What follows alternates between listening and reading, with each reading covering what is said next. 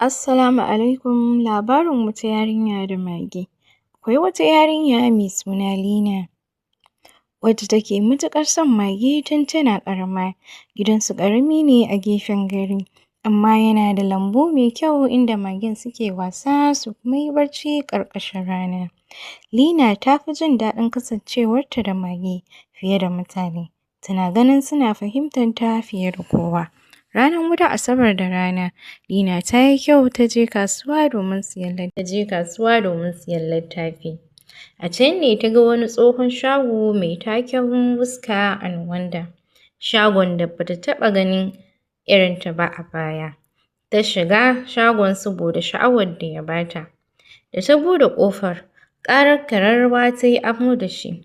A cikin shagon akwai ƙamshin turare da tsofaffin littattafai. A can ƙarshen shagon, a bayan wani labule ja, ta ga wani abu da ya ja hankalinta.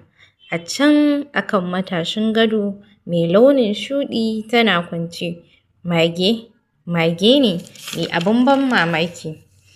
Fatar jikinta ta haɗa launin toka da shuɗi mai duhu kamar dare. Amma abin da ya fi bata mamaki shi ne idanuwanta. Ɗaya fari ne mai launin kore shar, ɗayan kuma ruwan zinari ne kamar hasken. Lina ta tsaya cak tana kallon magen, ta ji kamar akwai wani abu na musamman tsakaninsu. Mage dai ta buɗe idonta ta kalle ta kai tsaye, kamar tana gane ta tun daɗewa.